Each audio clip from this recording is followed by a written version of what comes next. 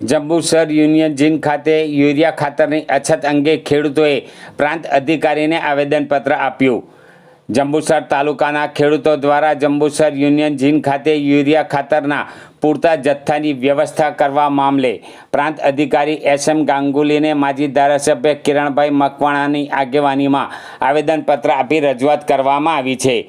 ખેડૂતોની રજૂઆત મુજબ જંબુસર યુનિયન જીન ખાતે યુરિયા ખાતરનું વિતરણ કરવામાં આવે છે। ખેડૂતોને તેમની જરૂરિયાત મુજબ પૂરતા પ્રમાણમાં યુરિયા મળતું નથી। સામાન્ય રીતે ખેડૂતને 7 ગુણ યુરિયા ખાતર આપવામાં આવતું હોવા છતાં હાલ તારીખ 10/8/2025ના રોજ વિતરણમાં માત્ર 3 ગુણ યુરિયા ખાતર આપવામાં આવી રહ્યું હોવાનો આક્ષેપ કરવામાં આવ્યો છે। ખેડૂતોનું કહેવું છે કે પૂરતા પ્રમાણમાં યુરિયા ખાતર ઉપલબ્ધ ન થવાના કારણે ખેતીના કામમાં મુશ્કેલી ઊભી થઈ રહી છે। આ સમગ્ર મામલે યોગ્ય તપાસ કરવામાં આવે તેમજ જો કોઈ વેપારી દ્વારા ખોટી રીતે ખાતરનો સંગ્રહ કે વિતરણ કરવામાં આવતું હોય તો તેમની સામે કાયદેસરની કાર્યવાહી કરવામાં આવે તેવી માંગ કરવામાં આવી છે। સાથે જ ખેડૂતોને તેમની જરૂરિયાત મુજબ પૂરતા પ્રમાણમાં યુરિયા ખાતર ઉપલબ્ધ કરાવવામાં આવે તેવી રજૂઆત પ્રાંત અધિકારી સમક્ષ કરવામાં આવી છે।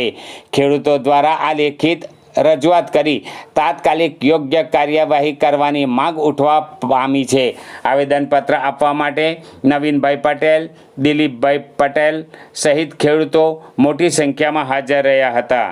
યુનિયન જીન જંબુસર જિલ્લો ભરૂચ ખાતે આજે રાતના 10 વાગ્યાથી ખેડૂતોની ખૂબ લાંબી કતારો જોવા મળી હતી। 700થી વધુ અંદાજે ખેડૂતોની લાઈન હતી। 2100 ગુણ રિલીઝ કરવામાં આવી સરકારશ્રી દ્વારા, પરંતુ મારે આજે આવેદનપત્ર ખેડૂતો સાથે આપવામાં એટલા માટે આવ્યું છે કે દરેક ખેડૂતને એકર દીઠ 1 ગુણ આપવામાં આવે। કારણ કે પહેલાં એવું હતું કે 12 વિભાગની અંદર દેશી કપાસની ખેતી કરતા હતા। આજે દેશી કપાસ એક પણ એકર નથી, બધા જ આજે શંકર કપાસ કરતા થઈ ગયા છે, બીટી કપાસ, જેથી કરીને જરૂરિયાત વધી છે।